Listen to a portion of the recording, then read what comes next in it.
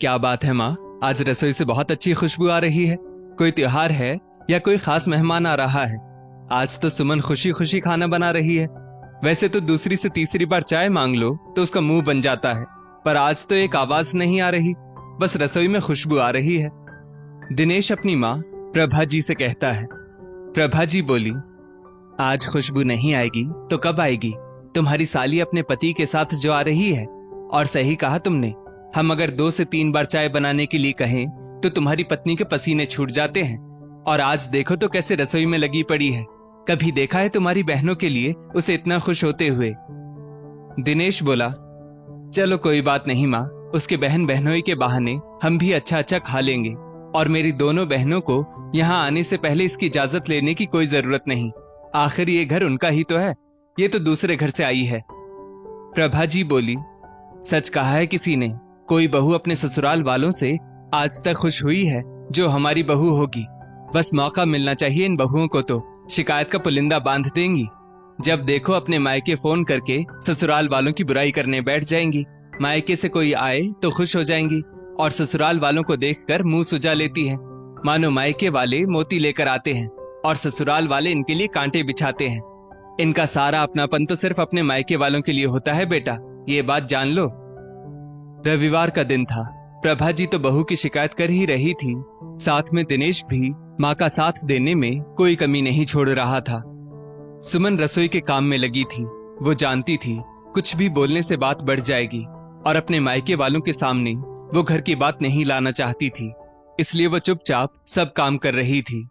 बर्तन धोते हुए वो धीरे से बोली, ये तो रोज का तमाशा था। वो तो अच्छा हुआ कि मैंने नौकरी कर ली, तभी तो अब बच जाती हूँ।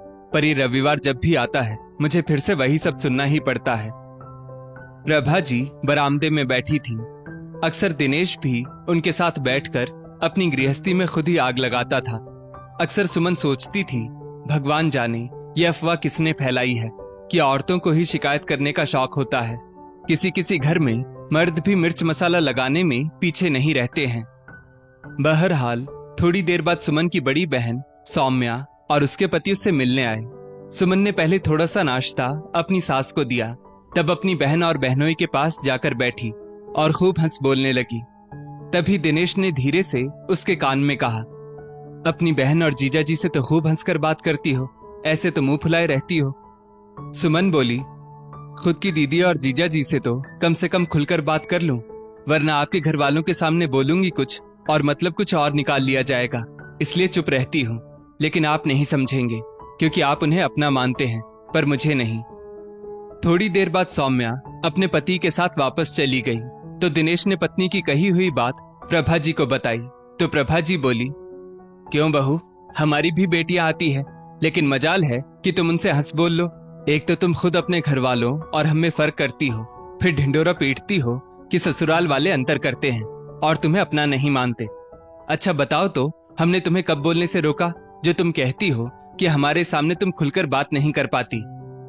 सुमन ने दिनेश की तरफ देखा और बोली, लोग झूठ बोलते हैं कि औरतों के पेट में बात नहीं पचती, पर इतना कहकर सुमन ने अपना सारा काम निपटाया और अपने कमरे में चली गई।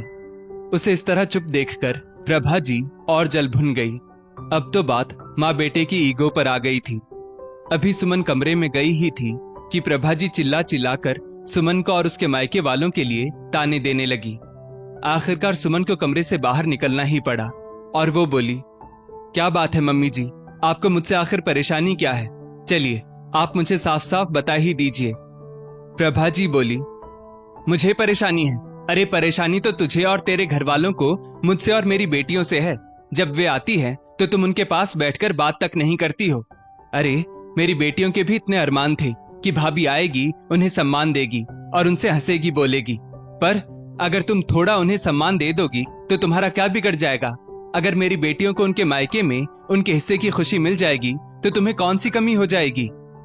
सुमन बोली, माफ कीजिएगा मम्मी जी, मुझे भी चुपचाप बैठने का कोई शौक नहीं है, पर पता तो चले कि आपकी बेटियों को या आपके सपूत को मेरी कौन सी बात बुरी लग जाए और वही बात वो पकड़ कर बैठ जाएंगे, इसलिए अब मैं चुप रहती हूँ।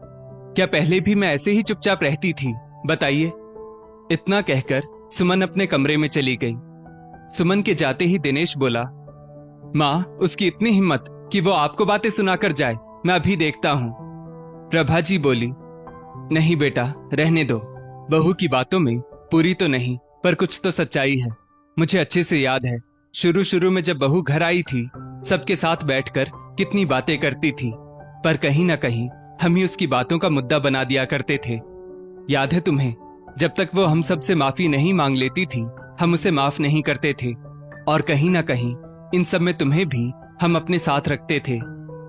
अचानक से दिनेश को याद आया कि 5 महीने पहले जब उसकी दोनों बहनें आई थी, सब लोग बैठकर बातें कर रहे थे और सुमन रसोई में काम कर रही थी। अभी कुछ ही देर पहले सुमन सबको खाना खिलाकर फ्री हुई थी तो रसोई की साफ सफाई करने लगी। इतने में दिनेश की छोटी बहन रश्मि रसोई में जाकर सुमन से बोली, भाभी, थकी नहीं हो तो क्या थोड़ी चाय बना दोगी? सुमन बुरी तरह थकी हुई थी, फिर भी उसने सबके लिए चाय बनाई और चाय बनाकर सबके पास ले गई। चाय की ट्रे देखकर प्रभा जी बोली, ये क्या बहू, ट्रे में 3 कप चाय है, कौन चाय नहीं पी रहा?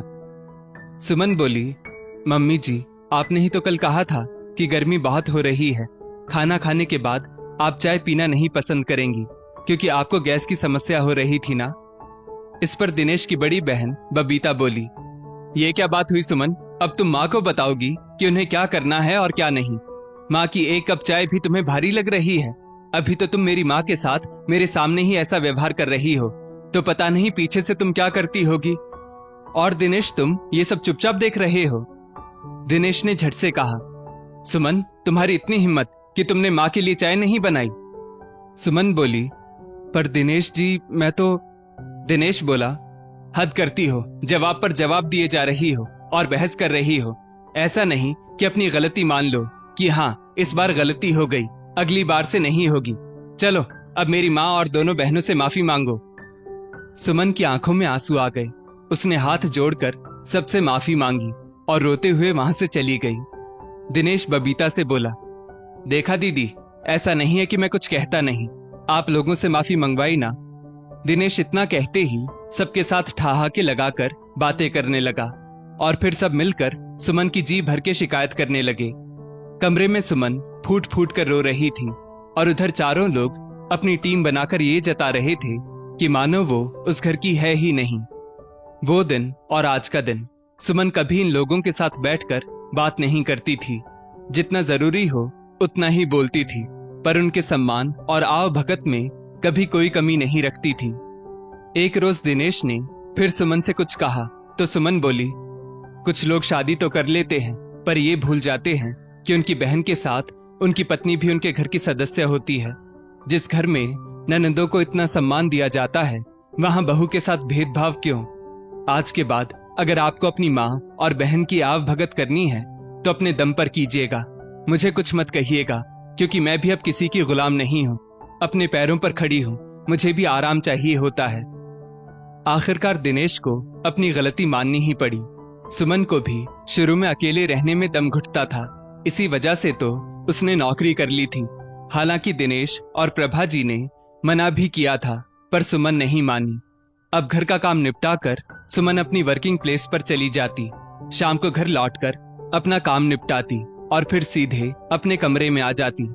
कुछ समय बाद उसकी दोनों ननदें मायके आई, पर सुमन ने ज्यादा कुछ नहीं किया तो प्रभा जी दोनों बेटियों से बोली, अब तुम लोगों का ही घर है तो तुम लोग खुद भी जो मन करे बनाकर खा सकती हो।